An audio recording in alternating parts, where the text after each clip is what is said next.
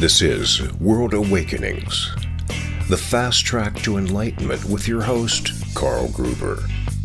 World Awakenings is a podcast dedicated to opening your mind, your heart, and your eyes to the fact that the world's population is now, more than ever, awakening to all things spiritual, metaphysical, and enlightening, and just how they play an all-important role in our daily life. So join Carl on this enlightening experience as he interviews metaphysical and spiritual experts to discuss, debate, and delve deeply into the hows and whys of this worldwide awakening. Welcome to episode number 146 of World Awakenings. In the following podcast chat with Devaa Haley Mitchell, we, as will occasionally happen, experience some internet connection issues. So thank you for bearing with us and for patiently focusing on her beautiful wisdom and message despite these technological challenges. Thank you for joining us here on World Awakenings, a fast track to enlightenment, the show that dives deep into all things spiritual, metaphysical, and enlightening. I'm your host, Carl Gruber. Now, since I started this show in June of 2018, we've had some of the world's greatest teachers, experts, authors, spiritual leaders, and mystics as guests to help us find the answer to the question. There has got to be something better than this. Now, this is episode number 146, so let's check in with our most awesome guest for this show. And that guest is Devaa Haley Mitchell. She is the featured guest, of course, on the show, and Devaa is the co-founder of the Shift Network and priestess and lineage holder of the 13 Moon Mystery School. She earned her bachelor's and master's degrees from Stanford University and is a Fulbright Scholar. After great success early in her life in the corporate world, she realized something was missing in her life and shifted her focus to a path of fulfillment in her mission to help others in the world to achieve their own fulfillment as a shining divine soul that they are. Now she's a transformational leader, a soul midwife, and a sacred musician. I'm real interested in that. Devaa is one of the world's leaders in promoting the deep sacred feminine, bringing full embodiment of her energy back onto the planet. Yeah, that is so needed, in harmony with the divine masculine. With that, Devaa, thank you for gracing us here and being on the show. Really great to be here. Thanks so much for having me. Oh, I'm really excited because, you are so deeply involved in this beautiful awakening on planet Earth and doing so many beautiful things. But I would like to find out how you evolved yourself from living an unfulfilled life in the corporate world and becoming one of the most respected leaders in a spiritual healing and awakening global community. Well, I think my own journey started probably when I was in high school. And I'm someone that was really fortunate in my youth, and I grew up in a more privileged community with people that were in Northern California and, had a relative amount of privilege and wealth.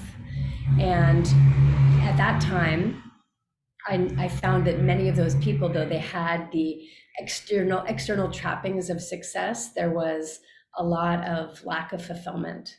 And I remember there was a boy in my class who, his family was kind of the picture perfect family, and good looking, smart boys who were also really talented, both in sports and theater. And this man in my class at the time, he was a young man, his brother committed suicide. And I remember looking at that and feeling that, and then also feeling into the dynamics of what was happening in my own senior class in particular. And there was a lot of very unhappy kids. It seemed like there was a lot of unhappy families. And, there was a lack of cohesion among the people in our class. And I remember, giving a speech I was running for president of my senior class. And I was saying, I want to create an environment where we all want to come back and want to see each other. And right now, that wasn't the case. And I think it wasn't the case largely because of what was happening in people's families. So I think at that age, I got a really clear sense that even people who have kind of it all made on the outside don't necessarily have like the most basic, fundamental happiness, fulfillment in life. And so that seed was already planted in me. And then when I went on to college myself, I took a year off, and I was really very lucky in that I had a chance to really do some very interesting things. Among other things, I spent time traveling the world, and I did a kind of a traveling scholar program, but learning it in, I think I traveled to 21 different countries. But I was always on this search for, what's more? There's got to be more to life.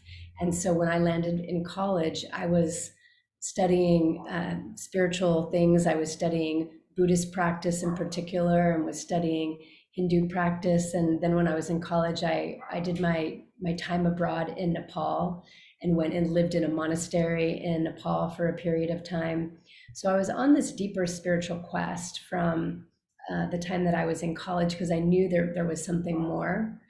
And then I ended up going a more normal mainstream corporate path, because honestly, I was afraid. I was afraid that if I stayed on the path I was on, because I had studied anthropology and I had been living in Brazil and the Amazon and had these great experiences, but I came from a corporate father, and I realized I was sort of on the quote tree hugger path, where if I didn't do something kind of different than that, I would probably, my fear was that I would be qualified to work at Greenpeace.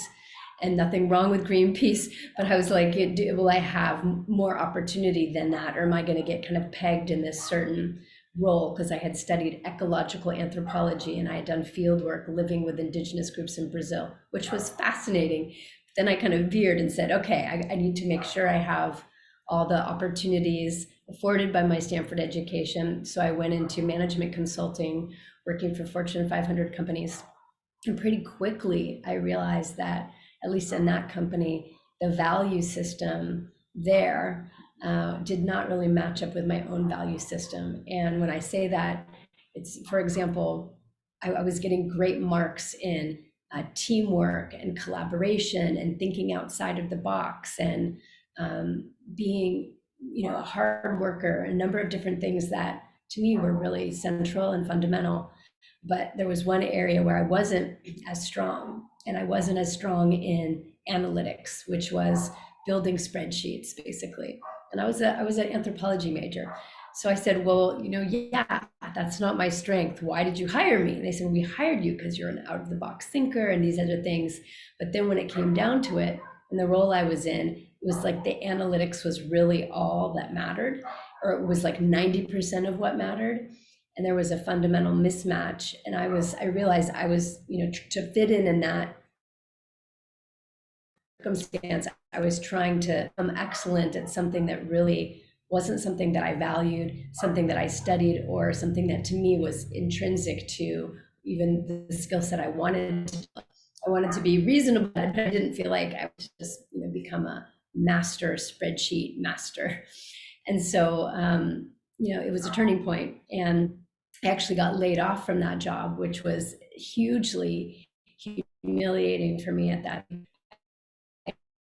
I'd always been an over type of person, but to realize that, wow, okay, I really wasn't meeting their expectations, and yet they weren't also not a fit for my value system. It really sent me, kind of turned me on my head, starting with, but I realized they had done me a huge favor, because it sent me out of corporate life to starting a life of nonprofit work, but nonprofit work that was really aligned with my values. And then that eventually brought me back into the corporate world, but from a very different stance. Really interesting. You went from living in Northern California. My brother lives up in Sonoma County in wine country up there. It's beautiful. And it is a different type of culture from much of the rest of the country. But that's interesting, because I was going to ask you, was there a particular experience in your life that triggered your shift back from the corporate world into, what being more into the spiritual world? And I guess it was getting laid off from that job, right? That was one of the pieces, yes. Was there anything else that really lent itself to your shift back into following your sense of spirituality and enlightenment? Well, I was already on this path, but there was another kind of big wake up call when my father, who was always my hero, contracted lung cancer, a really rare form of lung cancer at a pretty early age. He was 58 and ended up passing when he was 59. And someone who was really a kind of a larger than life character who worked very hard, but who also had kind of put a lot of stock in getting to live some of the things he wanted to do later, like in his retirement. And when he died at such a young age, it made me realize that life is really fragile and short, and we don't necessarily have as much time as we imagine on this planet. And so kind of waiting for, like, once we retire or for some other time to kind of live the fullness or do some of the things that we really were most excited about in life, suddenly I realized that I didn't want to wait, and I wanted to start living my life now, as if, you never know, if I knew the end was in sight, if I knew my next breath could be next week or even tomorrow, or hopefully we have a long time, but not if we don't know. How do we live every day from that place of what brings us deep fulfillment? And it started me really questioning that. And what I realized was that many people like myself who were kind of overachiever types, Stanford types, or even just anyone who had a big vision or mission that to be successful, it was kind of, I started questioning successful in whose eyes. So was I taking the cultural, what is success? And I realized that, what culture identified as success were like a lot of the people that I grew up with. It was having money, was having a certain fancy house, or maybe a certain fancy car, or maybe it was a title, a prestigious title of being a lawyer or a doctor or a management consultant, or something that gave a person a sense of identity or value in the culture. And then maybe there's, being valuable as having a certain number of kids or having a certain kind of marriage that looks a certain way. And many of the people that I grew up with had all that, and yet, as I mentioned before, they weren't really fulfilled. And so I started looking for myself at, what does fulfillment mean to me? And also, what does fulfillment mean for women? Because I realized that I think the truth is that we all have our very own unique recipe about, I feel like happiness is one level of it, but to me, fulfillment goes a level or two deeper than happy. It's about what has your life feel like it has meaning and value. And, my own unique recipe includes what has me feeling like I'm making a contribution, that I'm going to be leaving this planet, when I do leave, a better place than when I came. And for me, it was like, okay, more than having money, it's about the quality of my relationships and my connection. It's about how much am I loving? How much am I caring? How much can I keep my heart open while I navigate the challenges of life? So there's kind of a quality of being and a quality of life that for me really far surpasses any external measure of success. And so I started focusing on this whole piece around fulfillment. And I work with a lot of clients one-on-one to do what I call soul sessions, which is really helping people uncover what is their unique blueprint of fulfillment look like? What are all of the attributes of that? And then to look at what's already flowering and where are people already feeling fulfilled, and then where is there a gap between where they're living now fully fulfilled, or their vision of what fulfillment would look like, and where they are now. And then doing a lot of the internal work to clear the path between where they are now and where they want to be. There might be some external work, but often it starts with very much an internal job that has to do with beliefs and how we were raised, and wounds that we're carrying, and things that need to be cleared and healed as a first step. And then there might also be things we need to do externally, and skills we need to do, and actions in the world. But it feels like first, I always say people need to create people talk about, do you have your business plan? And I will say, well, I feel like the business plan needs to fit inside of your life plan. And if you have your life plan as a starting point, and yes, your business plan that includes how you're going to make money and make a living and all those other things, but that's not the ultimate God to pray to is your business plan. It's like your life plan, your fulfillment plan, your connection with spirit as a part of that. And then as you open to spirit and let spirit flow through you into your life plan with your business plan or your success plan as part of that, I find like it creates a much more satisfying possibility for people to create a life and to have a space where you can really value what matters. What matters to you might be that you have time and space to, get up and do yoga or take a walk with spaciousness in the morning, as opposed to having to rush into a job that has you punching a time clock or something like that. But it's not the same for every person. So to give us space to really say, what matters to me? What has me excited about my day? What has me at the end of the day say, yes, I feel more fulfilled. And that might be, I want to spend more time with my kids or my grandkids.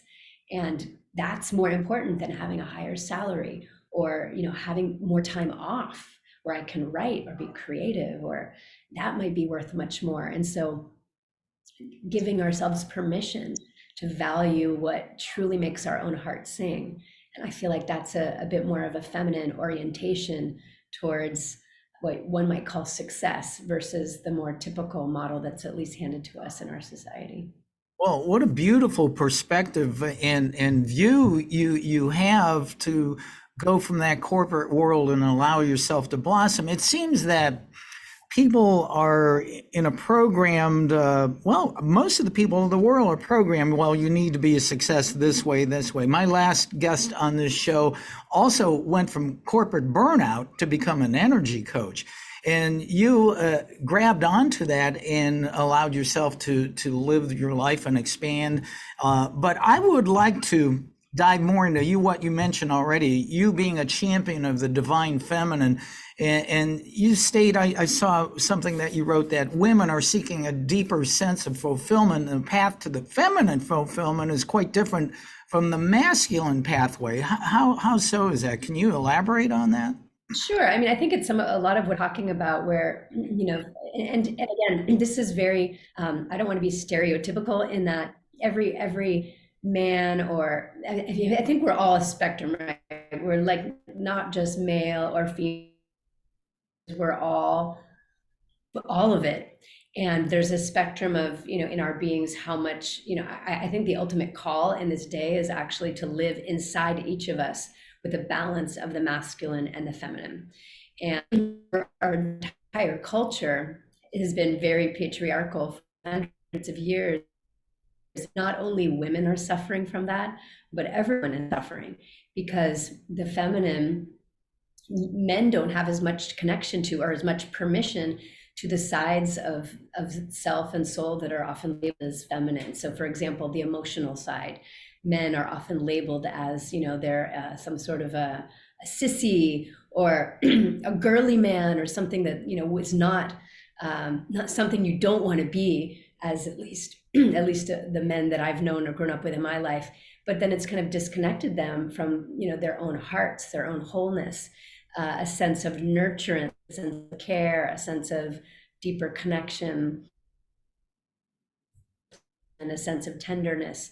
So both women and men whole, and also include masculine, more things that include like discipline, accountability, timelines. We need all of those things. Competition has a more masculine energy, and again, that can be fine. But if we're leaving out, cooperation, and how do we synergize as opposed to compete? How do we collaborate as opposed to just establish hierarchies with each other? And neither of these are really right or wrong, but it's more, how do we find the appropriate blend and really welcome both? And in my work, one of the ways that I found really powerful to do this is to work with what I call feminine archetypes. And some people are familiar with the whole archetypal world, but others aren't. But I think archetypes are most easily described by example. So for example, the archetype of the wild woman or the wild man, people have a sense of what that is. And cross-culturally, there are different figures that maybe embody that energy. Or you could think of the mother figure. If you're in my lineage, we talk about the great mother. So it's this unconditionally loving, supportive, nurturing energy. There's a lot of different goddess figures that are that. For men, it would be like, the noble father figure. And so these are kind of archetypal energies. You could say the compassionate one. Many people are familiar with like Kuan Yin from a more Buddhist perspective that embodies this kind of compassionate energy. Or people might also be aware of like Aphrodite, which is a more sensual, sexual pleasure, welcoming and pleasure of the senses. So there's these different archetypes in the lineage that I work with, which is called the 13 moon lineage. We explicitly work with 13 different aspects of the sacred feminine. And what we've found as we dive into them is that each one is like a whole package of energy. So we start working with the great mother, we work with compassion. The third archetype we work with is the priestess. And if you're a man, that would be the priest energy, which is a lot more about stillness and quiet and listening and opening your intuition much more deeply. And then we go into one that we call the creator destroyer, which is from the Hindu lineage. You could think of a goddess like Kali. Kali is often pictured with like skulls around her neck, and she's like this wrathful feminine, which is not that common in the Western lineage. Like we don't have as many examples of celebrating a more fierce kind of wrathful feminine. But what she represents in the Hindu lineage is she's a goddess she's a mother goddess, but she's also got this destructive energy, and she's about destroying those things that no longer serve you. So Kali asks you to look at what in your life is no longer serving you, or what are these patterns or limitations that have been binding you from reaching your fullness. And she's inviting you to slay or release those things that are not serving you and let go of these things that bind you. And so it's this fierce feminine, but it's like fiercely loving actually, where it's saying, I'm going to cut your shackles. I'm going to invite you to cut your own shackles, but you need to see what they are and you need to be willing to face them. So as we work with each of these different feminine energies, and women and men, I have men in my programs as well, are invited to fully step into being the mother, fully step into being the priestess, fully step into being the Kali. They get permission to go beyond the way they've known themselves to be. And I've said, like, most of us are painting the palette of our life with, like 3 or 4 colors.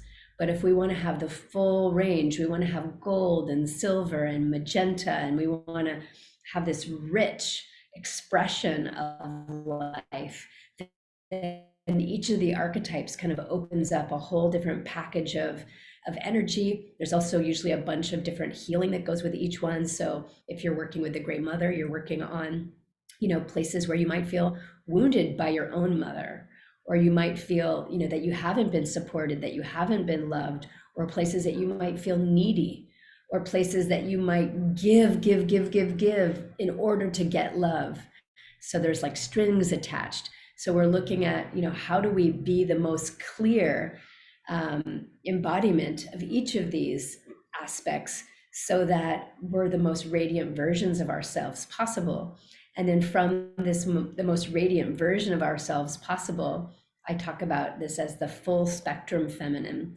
Then we're radiant, we're alive, we're joyful. And then it's much easier to attract or magnetize in those experiences you want in your life, or those people you want in your life, because you're kind of a glowy energy that people, just like moths, are drawn to the light.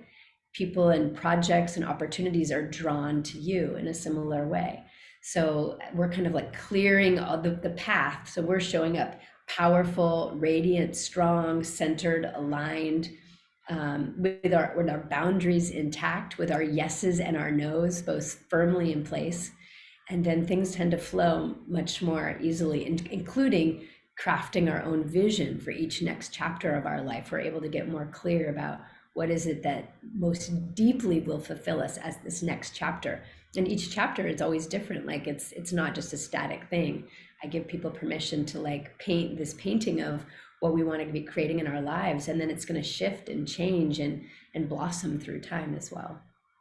Boy, this palette of wisdom that you're laying out is just so needed in the world. I'm so grateful to see the rise of the divine feminine again. So needed, as you know, and so many of my listeners do.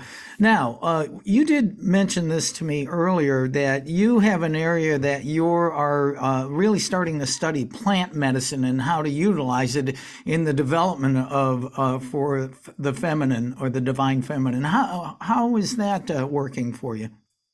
Great. Yeah, well, I have been participating in using plant medicines for probably 2 decades. And I thought actually for quite a long time that this wasn't really my path, though I ended up participating mainly because my husband was really interested in it. And so I would want to share experiences with him. But through time, what I realized, and I think there's different plant medicines that work for different people. The plant medicine that I'm feeling most called to work with myself now is psilocybin. And I also work some with MDMA. But what I've been noticing is that in the divine feminine work I've been doing, it's very powerful. It's very ceremonial and celebratory, but it also can take a lot of time to do some of the deeper healing work. And what I've been noticing is that when I'm working with women, particularly in retreats in countries that are more supportive of working with these medicines, I love working, for example, in Costa Rica, where there's a lot of support and saying yes to working with different plant medicines. But I'm also doing some work coming up very soon, actually, in Mexico as well. But what I found is working with low dose plant medicines can really open the portals and allow people to make the shifts, the internal shifts, much more quickly, because there's not the resistance. And actually, I just came from a very beautiful retreat in Costa Rica where I was working with ayahuasca as well. And these plants are also teachers themselves. So like I got a very powerful series of lessons from what I refer to as like grandmother ayahuasca, the plant and that medicine that was just, showing me in very loving but very firm ways many different aspects of my life where I want to create upgrades and create changes. And the more I could just let go and say, okay, I'm listening, show me what you're seeing, show me where I can improve, how can I, it was just like she just mapped it out each time. And the same with psilocybin. I find for me with psilocybin, it really opens the portals and shows me all kinds of greater than imagined possibilities for my life. A lot of creativity comes much more easily. I'm a musician, and I find a lot of music and songs coming through, but also visions about who do I need to talk to and what are the different pieces. And then also when there's places where I need healing, it's like there's not this big resistance to do the healing. It's sort of like, okay, my heart is soft and I can just move through the layers much more quickly. And so not with everyone, it's a conscious choice. The majority of my clients do not work with plant medicine, but for the subset that are interested in working with plant medicine, and I've really gotten strong guidance that, one of my gifts is working specifically with the Great Mother archetype. And I have 2 young kids myself. I'm a 50-year-old woman, but I have a 4-year-old and a 6-year-old. And I've also been the mother to. I'm currently mothering a community here in Mexico with 11 different families that are all here on a world schooling adventure. And I've been the mother figure at the Shift Network. And I believe as a soul, I've gotten a lot of guidance that I've kind of played a mother figure in a pretty big way kind of throughout my lifetimes. And so when I was most recently in Costa Rica, I got a very strong message about, working with people who want to heal their mother line, that have issues, either somewhere in their mother line or with their own mother, or just the feminine itself feels wounded, that I'm called to work with people either individually or in small groups doing very deep mother healing work, specifically working with plant medicine, and to open my calendar and space in my life and my heart to do that with people, which has been really something I've done very privately in the past. I haven't been talking about it publicly. So this is actually one of the first times I'm starting to speak about it publicly, because there's so much judgment about it. And and I grew up in an age thinking like I was trained from a young age, like, just say no. And so I've been like in this war, like, this is like, isn't this something bad or wrong? But then I was seeing how much benefit my husband was getting, and then seeing the people around me getting so much benefit. And now also the research is starting to come out with all different kinds of plant medicines that, whether it's working with veterans of war to, everything from ketamine to MDMA therapy is becoming something that's much more widely endorsed. People are starting to understand ayahuasca much more. A very potent medicine coming from Africa is called iboga, that's often done with medical supervision, and people are taking a very deep dive.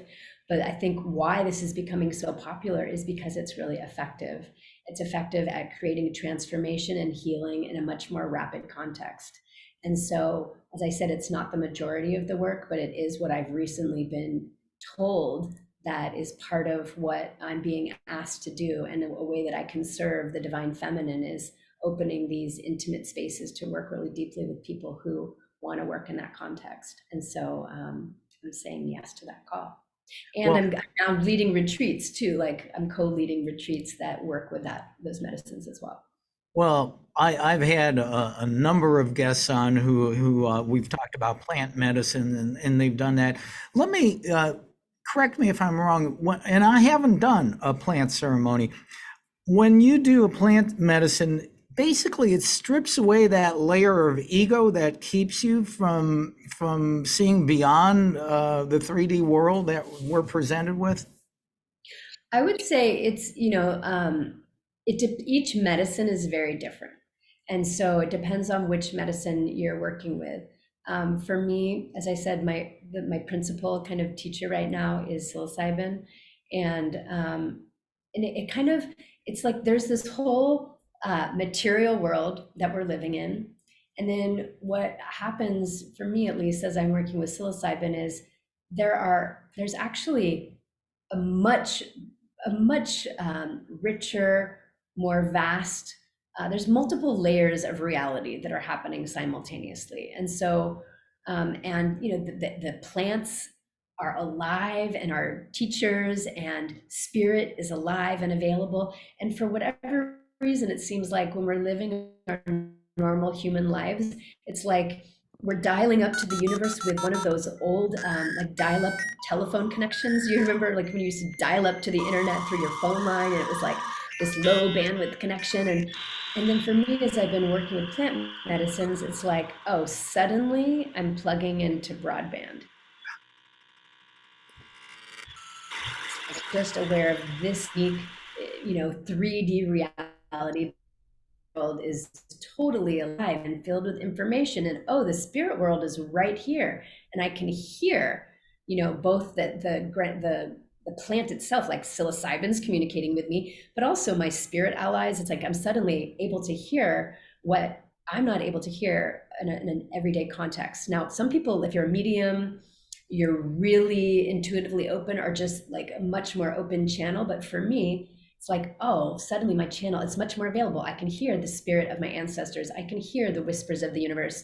I get shown like, oh, I need to talk with this person, or this is where I'm out of integrity, or this is what's needing healing. So I feel like it's just much more available. And so if I'm saying yes to it, I'm just, it's like I could uncover things in like years and years of therapy. But if I'm not defended and I don't have an ego about like, hey, you're saying I'm out of integrity here, like that's not true. It's like if I'm just saying like, yes, show me, then it's like I can just bring my life right back into alignment.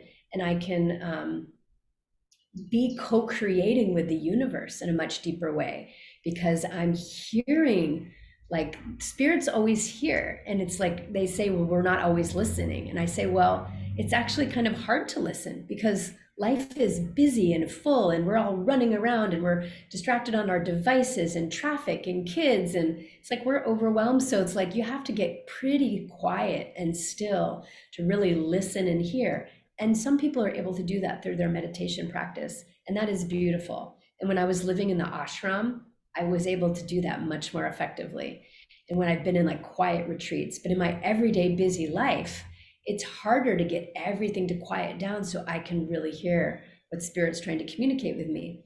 And then in my experience, this has just made it much simpler. And you don't have to take a crazy dose where you're suddenly just like completely, in a complete psychedelic world. You can do that. And that's interesting too. But I feel like my unique path is like low dose. So you're opening the portals, you're still here, you're still connected to this reality, but there's a lot more information, spiritual support, guidance available. So that's why I am excited about this work now. Wow, you are everything that this show is about, all things spiritual, metaphysical, and enlightening. And what you're doing is incredible in helping the world to awaken to all this, which leads me to this. I mean, I really have to find out about that. You are co-founder of a very famous site called the Shift Network, and you have this roster of the who's who of spiritual teachers, metaphysical teachers, on and on and on, who are world famous people. How did it come about that you created the Shift Network?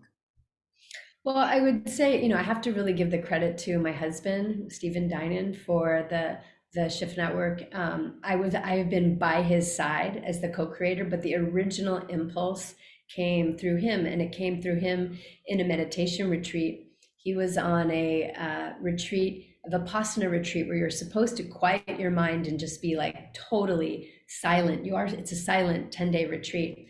And, partway through the retreat, he just started getting what he calls a download, where the whole kind of Shift Network vision came in, and he ended up, much to the chagrin of the facilitators, he ended up actually leaving the retreat because you weren't allowed to like write or anything like that.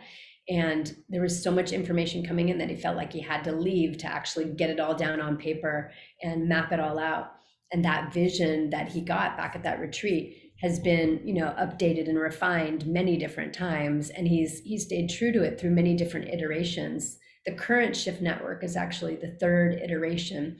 First, it started out as a little, homegrown company that wasn't able to fully get off the ground. Then it happened as a nonprofit under the auspices of the Institute of Noetic Sciences. And then eventually it started getting kind of bigger than was appropriate within that context. And then he decided to take it outside of the Institute of Noetic Sciences and start the third version, which is now the Shift Network as we know it. And I was the first investor in the company, and I joined the company after about 6 months, and brought my energy in as well to help create the programming and select faculty and design some of the original summits that we did, and then ongoing to help shape the culture and be a part of the management team. And so it's really, his original impulse, and he gets the credit for that, but then we did co-create, birthing it together. And now I'm actually stepping out of Shift Network on a day-to-day level. I still am there as a co-founder, but I'm being called so deeply into some of this other work that I'm not a part of the day-to-day operations anymore. So I can really focus on my own teaching work, coaching work, retreats, facilitation, as opposed to the administration of running the company. And that's actually a pretty huge job, which there's now a really skilled team of people doing that alongside Stephen. Well, I'll tell you what, you must be doing something right, because, as I mentioned, the roster of people you have on your faculty, Greg Braden, Bruce Lipton, Deepak Chopra, all of them, And so you've done something right to gain their respect that, well, this is a worthy effort to be on it. So can you tell us about, I saw there's an incredible array of beautiful courses. What are some of the courses that are offered? Well, the Shift Network offers all kinds of different courses. Yeah, you can go to theshiftnetwork.com to see, but some of our main programs, we're doing a lot around sound healing right now. Shamanism has become a very popular, what we call vertical, lots of different classes in that area. Mediumship and actually training people to be mediums. There's classes, I'm actually co-leading something with my husband that we're calling the Visionary Mastermind, which is for entrepreneurs that want to really go to the next level and do what we call enlightened business. So there's people doing that kind of work. There is a lot of different spirituality courses. I'm leading a course on a 9-month program, actually, with a whole series of incredible women dedicated to the sacred feminine on, it's called the Path of the Magdalens. So it's kind of using Mary Magdalene as our guide for modern day women and really following her path, but then awakening all the different chakras and portals through a 9-month journey with Mary Magdalene. So that's, and then many other classes. I have classes I've been teaching on the sacred feminine, and we launch about, I'd say we've got about between 100 and 150 classes a year. And also longer term, this whole plant medicine and psychedelics area has become something that Shift is actually really standing behind as well. So I'm actually going to be helping facilitate a psilocybin training program that's going to be happening at Shift this year. But there's a rich array of different things if you're interested in spiritual growth. Energy medicine, you mentioned before. Energy medicine is also a popular thing people are learning about. So yeah, feel free to come check out all the. Well, if people haven't already heard about the Shift Network, I highly recommend you go and check it out because it is absolutely phenomenal. I mean, that is the place to go when you're investigating this type of thing. You know, we're going to wind up here in a little bit. We are talking to Devaa Haley Mitchell, just an amazing, beautiful lady offering so much beautiful teachings about divine feminine and plant medicines and on and on. Now, I was curious about this. I saw one of your videos, and I think this is an important question. You had a little video called From Roadkill to Radiant, which was about coming out and recovering from the trauma of the world shut down during the pandemic. Now, as you and I both know, many people are still trying to recover from this crazy, unprecedented time in the world. What advice do you have to somebody like this? In terms of coming out of the pandemic and just this next phase? And for me, your sense of self and how to deal with it and live normally and lovingly. Well, for me, I feel like what happened in the pandemic was, we all got deeply disconnected from each other. And many of us felt very isolated and alone. And those disconnections have not totally restored for many people. There was a lot of, family and community ruptures that happened, and a lot of fear that kind of came into all of our bodies and beings. So for me, the antidote is really around connection and how do we find communities of support and places where we can really bring our full selves, including the parts of us that are hurting, into connection with each other. And so I really believe in being part of circles of people. Ideally, it's great if we can come together in person, because I feel like that's something where people have really been missing it on retreats or with like-minded people, but if not in person, online. And that's why I'm personally cultivating a lot of different, like I call them soul circles for women, and retreats and places where people can come and also, reach out to get some of the healing that you need. I feel like there's a lot of people that are hurting, and it's not, there's nothing wrong with admitting that you're having difficulty and that you need support. And there's a lot of different communities that are offering support right now. So this is the time to take good care of yourself, to put your hand on your heart. I actually, as I'm speaking about this, I have a series that I can offer to people, a 3-part series. And part of in the series, it's like really tuning in with yourself and offering kind of healing and support to yourself. And then once you do that, then from there you can also manifest things in the world. But so supportive media that you can take in. My own one you could find on my website. If you were to go to my first name, Devaa, which is spelled Devaa, Devaa.com. If you go there on the homepage, there's something that's called the Dynamic Manifestation Series. So it takes you through. You sign up for it, and then you'll get little videos in the mail that give you different meditation practices, and a practice that I take people through, which helps clear some of the blocks and the pains. And when I work with people one-on-one, I do it in a much deeper way. But it feels like, people have pains around their heart and their bellies, and you can actually use sound and your own voice, like humming, to feel into where is their contraction, where is their pain, where is their isolation, where is their loneliness, and then use sound to clear some of those blocks. And what the second video in that series kind of shows you how to do this. And then you call in a different frequency. So kind of finding community that can really support you, and then also finding different healing modalities and using them right now.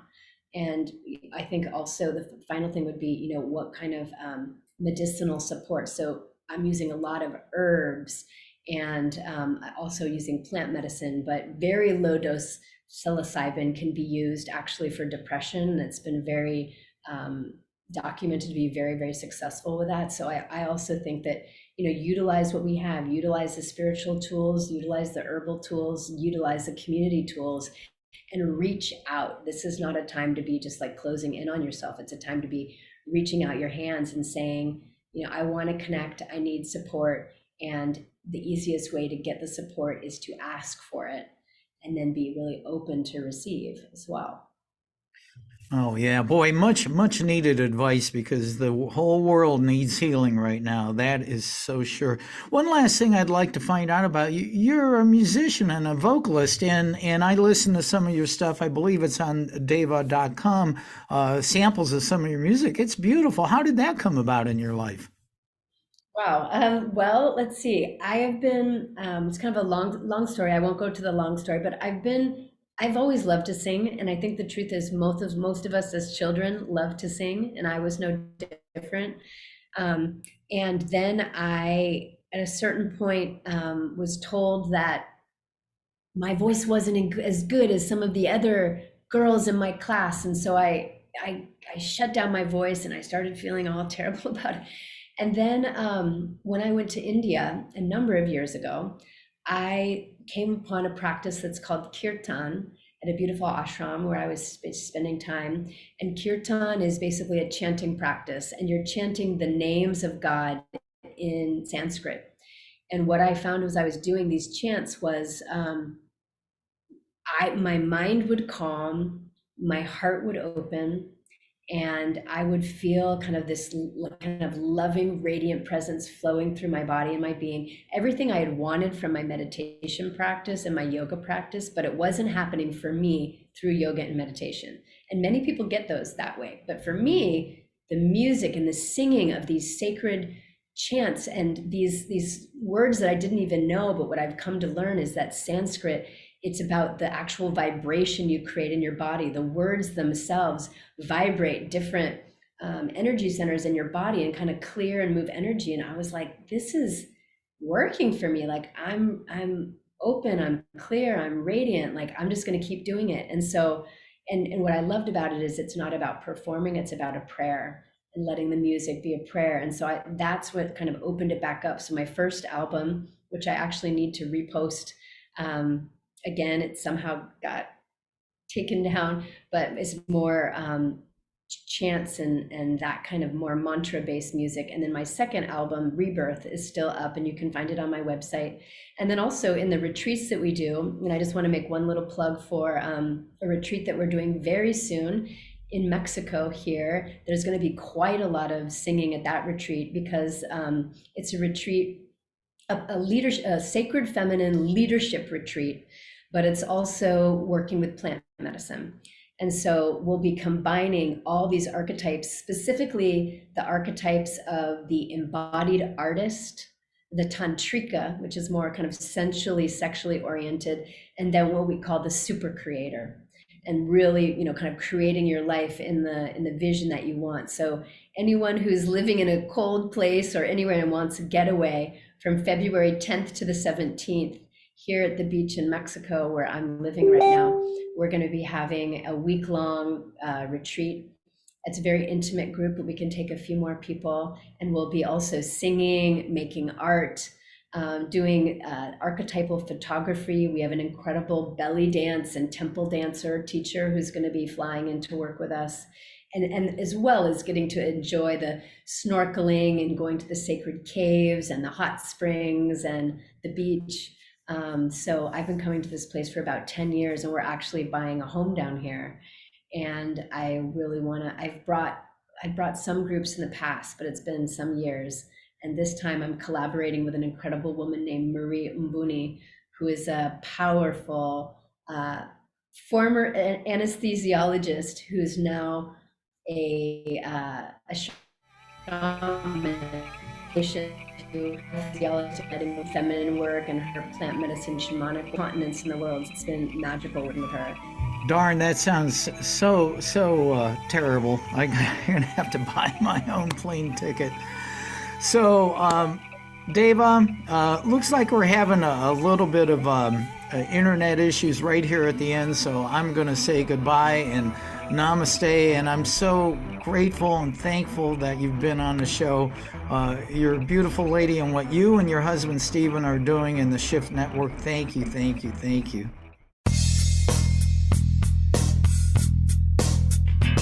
This has been another episode of World Awakenings, the fast track to enlightenment with host Carl Gruber, a certified law of attraction life coach. We welcome you to tune in to each and every episode of World Awakenings as we open your mind, your heart, and your eyes to the fact that the world's population is now, more than ever, awakening to the truth of all things spiritual, metaphysical, and enlightening, and just how much they play an all-important role in our moment-to-moment daily life. Much love and light to you, my friend, and thank you for tuning into World Awakenings.